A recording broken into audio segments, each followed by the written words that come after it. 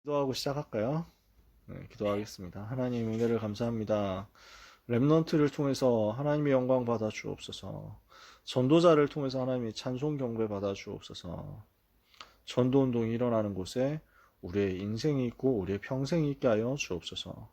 이 귀한 생명의 복음, 능력의 복음이 우리 작은 짧은 생을 통하여 세계에 전달되도록 은혜를 주옵소서. 이일 때문에 우리의 삶을 드리고 우리의 생을 드리기 원하오니 결단하고 기도하는 주의 백성들에게 이 시대 하나님이 가장 필요로 하시는 오직 복음의 생명적 역사, 능력 역사 나타나게 하옵소서. 예수 그리스도 이름으로 기도합니다. 아멘. 오늘은 사도행전 14장입니다. 그래서 가장 귀하고 소중한 걸음 그랬습니다. 왜 이런 제목을 붙였냐면요. 바울이 여기서 굉장히 고생을 하거든요. 어떤 고생이냐 보면 되겠죠. 첫 번째, 바울과 바나바가 이고니온에서 복음을 전했습니다. 이고니온은 이제 비시디아 안디옥에서 조금 이제 내려옵니다. 여기서 걸어서 이제 이동하면은 이고니온이라는 곳이 이렇게 쭉 나와요. 비시디아 안디옥에서 이렇게 비스마게 이렇게 내려가면 됩니다. 그러면 여기에서 어떻게 했냐? 역시 회당에 들어갔습니다. 늘 그렇게 하는 것처럼요. 이고니온에서 두 사도가 함께 유대인의 회당에 들어가 말하니 유대와 헬라인의 허다한 무리가 믿게 되었습니다. 그랬더니 어떻게 합니까? 그러나 순종하지 않는 유대인들이 이방인들의 마음을 선동하여 형제들에게 악감을 품게 했습니다. 그래서 계속 방해를 하는 거예요. 이방인들 선동해가지고 복음 못 듣도록 자꾸 방해합니다. 하지만 두 사도는 오래 있어서 주를 힘입어 담대히 말했습니다. 그랬더니 주께서 그들의 손으로 표적과 기사를 행하게 해주셔서 자기 은혜의 말씀을 증거하셨습니다.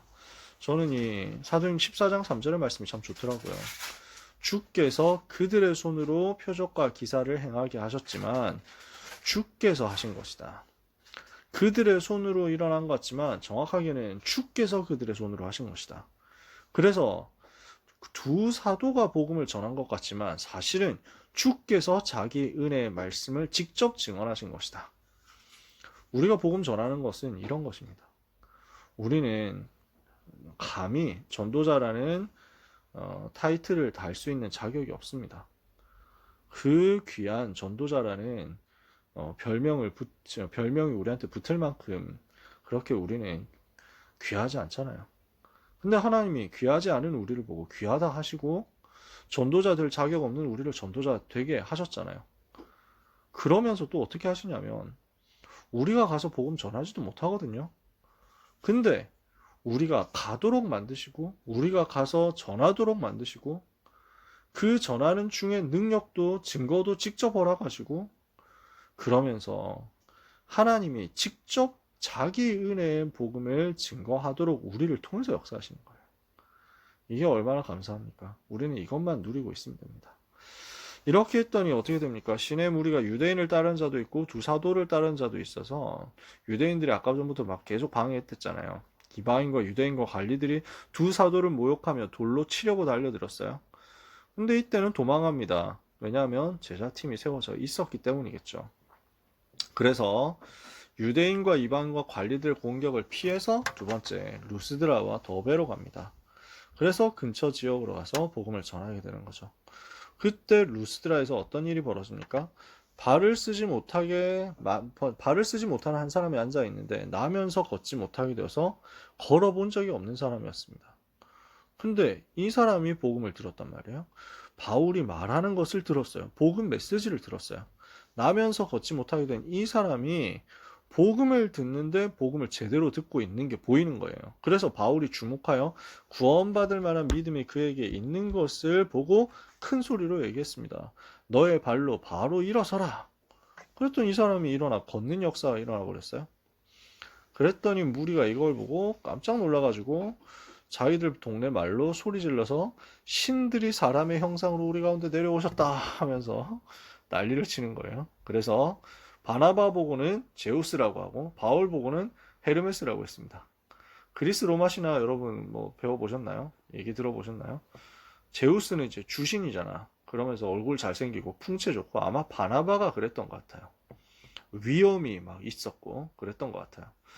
바울은 키도 작고 그 다음에 이제 볼품없고 좀 왜소한 편이었습니다. 전해지는 바에 따르면.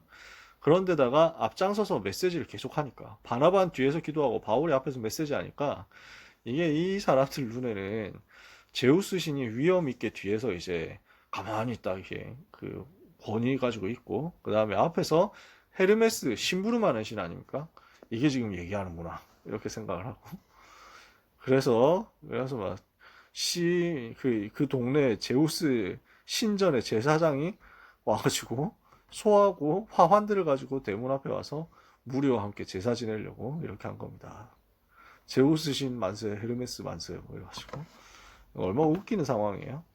그래서 두 사도가 이걸 듣고 요런 짓을 하려는 걸 보고 지금 옷을 찢고 무리 가운데 뛰어 들어가서 소리 질러서 얘기합니다. 여러분이 어찌하여 이런 일을 하느냐? 자기가 하나님 아닌데 하나님 자기 보고 하나님이라고 하려고 하니까 이게 얼마나 화가 납니까? 얼마나 속상해요. 우리도 여러분과 같은 성정을 가진 사람이다. 여러분에게 복음 전하는 것은 이런 헛된 일 버리고 천지와 바다와 그 가운데 만물을 지으시고 살아계신 하나님께로 돌아오게 하기 위해서다. 이렇게 복음을 전하는 거죠. 하나님이 지나간 세대에는 모든 민족으로 자기들의 길들을 가게 방임하셨지만 그러나 자기를 증언하지 않으신 것이 아니다. 여러분에게 하늘로부터 비를 내리시고 결실기를 주시고 이런 선한 일을 하셔서 음식과 기쁨으로 여러분 마음에 만족하게 하신 그분이 바로 하나님이시다. 그 하나님 만나야 된다. 기적이 일어난 것을 가지고 어디까지나 하나님이 하신 일이라고 증거하고 복음을 전한 거죠. 자, 이렇게 하고 있는데 무슨 일이 벌어집니까? 세 번째, 핍박이 찾아오고 심지어 죽음의 위기가 찾아옵니다. 근데 사도들은 여기서 흔들리지 않고 낙담하지 않고 속지 않고 계속 여전히 복음을 전했어요. 하나님이 그 걸음을 사용하시는 거예요. 유대인들이 어떻게 했습니까? 이고니온 안디옥, 비시디아 안디옥과 이고니온에서 여기까지 와가지고 무리를 충동했습니다.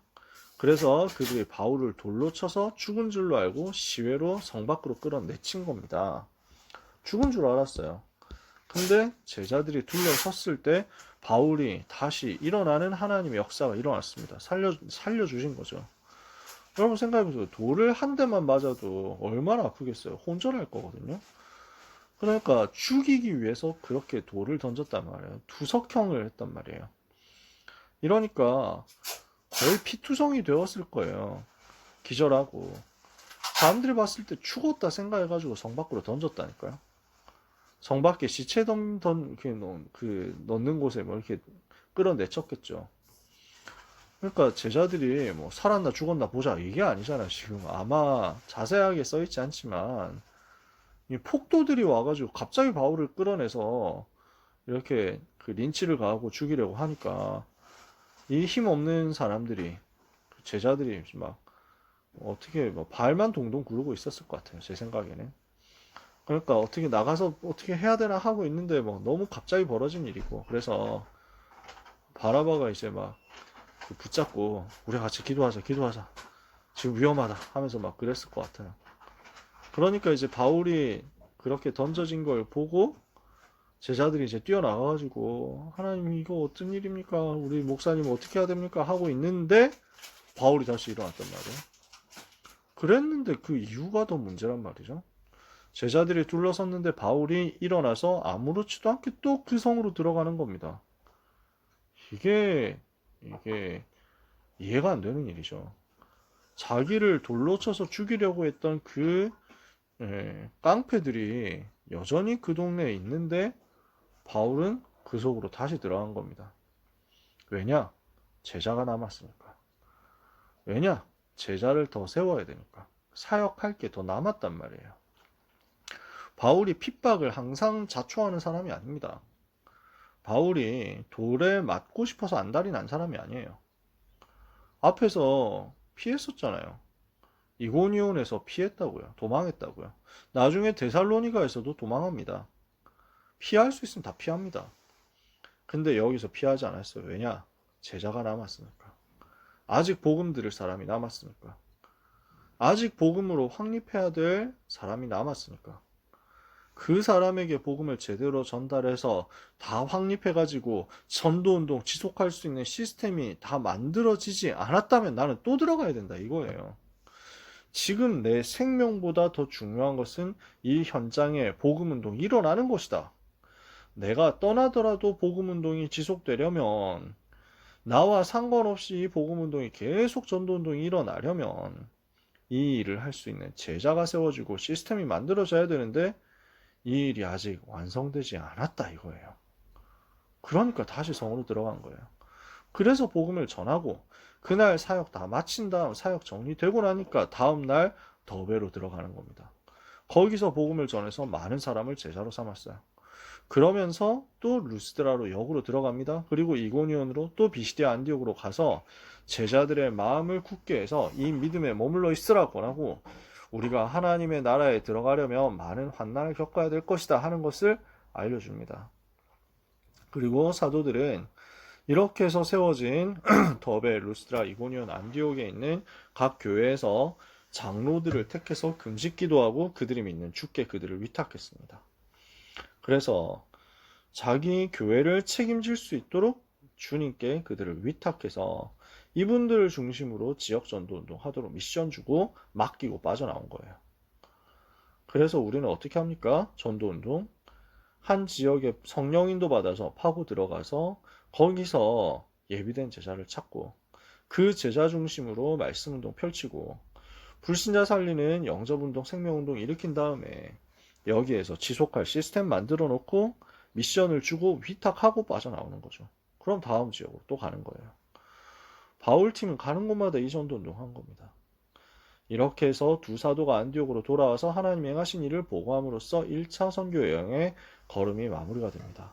그럼 이 속에서 우리는 뭘 붙잡습니까? 복음을 증거하기 위해서 여정을 가는 순례자의 걸음이구나. 이 걸음은 하나님께서 반드시 축복하시는 거예요. 그래서 고린도후서 6장 3절에서 보면요, 바울이 어떻게 고백하냐? 우리가 이 직분이 비방받지 않게 하려고 무엇에든지 아무에게도 거리끼지 않게 하고 모든 일에 하나님의 일꾼으로 자천해서 많이 견디는 것과 환난과 궁핍과 고난과 매맞음과 갇힘과 난동과 수고로움과 자지 못함과 먹지 못한 가운데서도 깨끗함과 지식과 오래 참음과 자비함과 성령의 감화와 거짓이 없는 사랑과 진리의 말씀과 하나님의 능력으로 의의 무기를 좌우해가지고 영광과 욕됨으로 그러했으며 악한 이름과 아름다운 이름으로 그러했느니라. 그래서 이 속에서, 이 어려움 속에서, 이 핍박 속에서도 흔들리지 않고 이 귀한 복음 전했단 말이에요. 누가 무슨 말을 하더라도, 누가 어떻게 공격하고 핍박하더라도 이 복음 전하는 건 변하지 않았단 말이에요. 우리는 속이는 자 같으나 참되고 무명한 자 같으나 유명한 자, 죽은 자 같으나 보라 우리가 살아있고 징계를 받는 자 같으나 죽임당하지 아니하고 근심하는 자 같으나 항상 기뻐하고 가난한 자 같으나 많은 사람을 부유하게 하고 아무것도 없는 자 같으나 모든 것을 가진 자로다. 이게 복음 전하는 전도자의 걸음입니다. 이게 복음 전하는 순례자의 걸음입니다. 하나님이 여기에 반드시 역사하시는 거죠. 그래서 구약성경 이사야 52장 7절에 보면요, 요 전도자의 걸음을 보고 이사야 선지자 요렇게 이제 말씀합니다.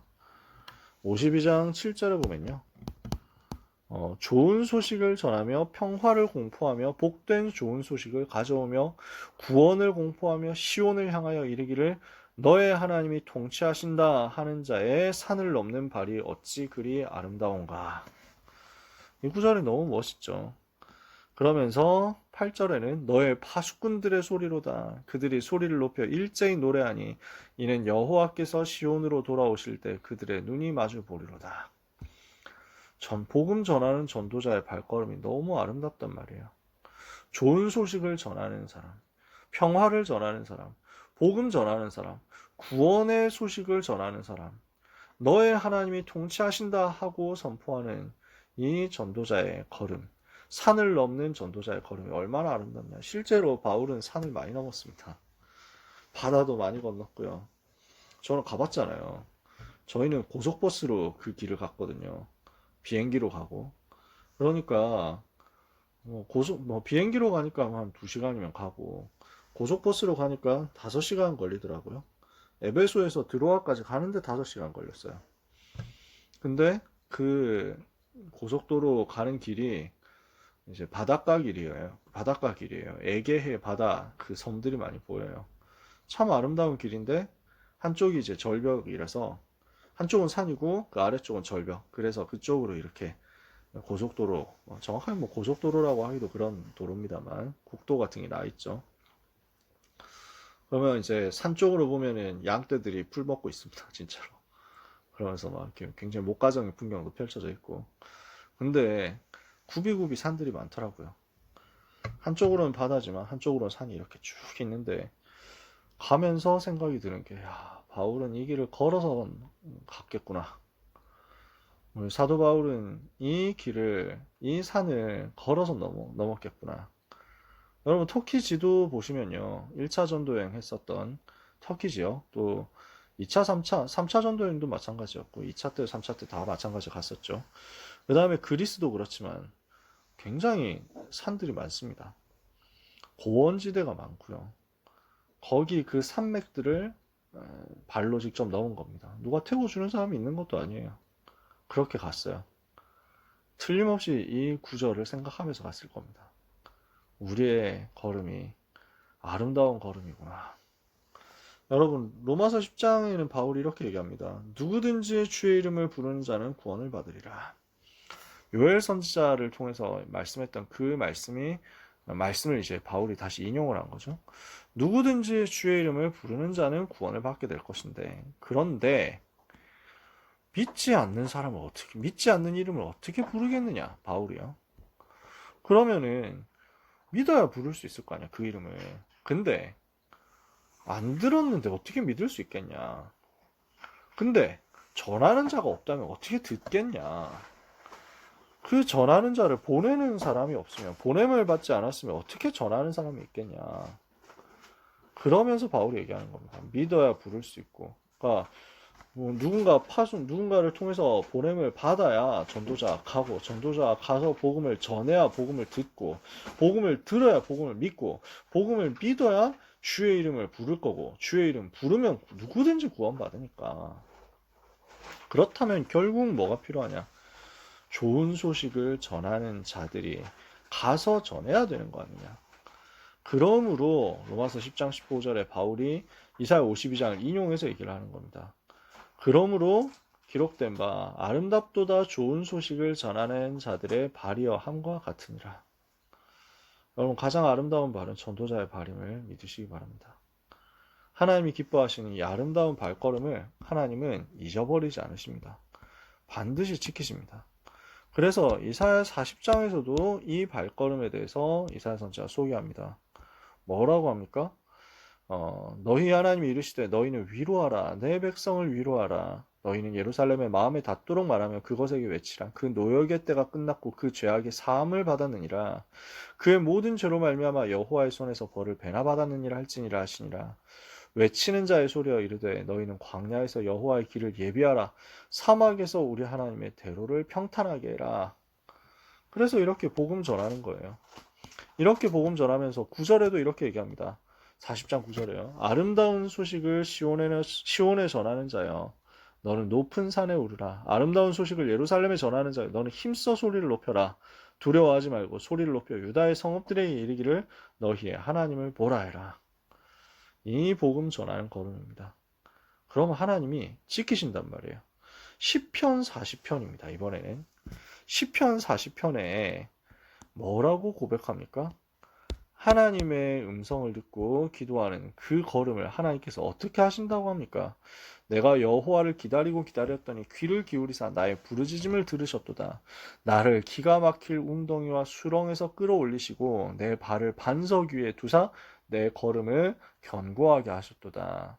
새 노래 곧 우리 하나님께 올릴 찬송을 내 입에 두셨으니 많은 사람이 보고 두려워하여 여호와를 의지하리로다. 자, 전도자의 걸음은 가장 아름다운 걸음이에요. 그 걸음을 하나님은 반석 위에 세우시고 든든히 지키신다고 했어요. 그럼 우리는 무엇을 붙잡아야 되겠습니까? 오늘 나는 환난이 와도 죽음이 와도 이 복음 전하는 걸음 걸어야 되겠다. 이것을 소원으로 같이 붙잡고 기도하게 되기를 원합니다. 그렇게 바울이 걸었어요. 그랬더니 그 걸음에 하나님이 제자를 붙이시잖아요. 이렇게 해서 들어간 루스드라. 돌에 맞아 거의 죽었다 살아났는데 다시 들어가서 복음 전했던 그 루스드라에서 누가 나옵니까? 사도행전 16장 1절 디모데라는 제자가 나오는 겁니다. 바울의 뒤를 이어서 계속 복음 전할 그 제자 디모데요. 생을 걸었으니까 생을 건 제자를 또 붙여주셨다. 그러니까 이 걸음이 얼마나 귀하고 얼마나 소중합니까? 우리의 걸음이 바로 이런 걸음으로 평생 쓰임받게 되기를 원합니다. 귀한 전도자, 우리 사랑하는 랩넌트 여러분에게 하나님이 주시는 은혜, 하나님이 주시는 증거가 충만케 되기를 예수님 이름으로 축복합니다. 기도하겠습니다. 하나님 아버지 감사합니다. 우리의 걸음이 좋은 소식을 전하는 자의 걸음이 되게 하옵소서. 복된 소식을 전하는 증인의 걸음, 전도자의 걸음, 순례자의 걸음, 파수꾼의 걸음이 되게 하여 주시옵소서. 평화를 공포하며 내 하나님이 통치하신다 하는 자의 걸음을 걷다가 그 걸음으로 산을 넘고 그 걸음으로 바다를 넘고 그 걸음으로 모든 험한 길을 가는 동안 하나님이 동행하시고 하나님이 지키심으로 그 걸음이 가장 아름다운 걸음 되는 역사가 체험되게 해 주옵소서. 평생에 이 일 때문에 우리의 삶을 드리기 원합니다. 주여 우리에게 예비된 제자를 붙여 주옵소서. 예수 그리스도의 이름으로 기도합니다. 아멘.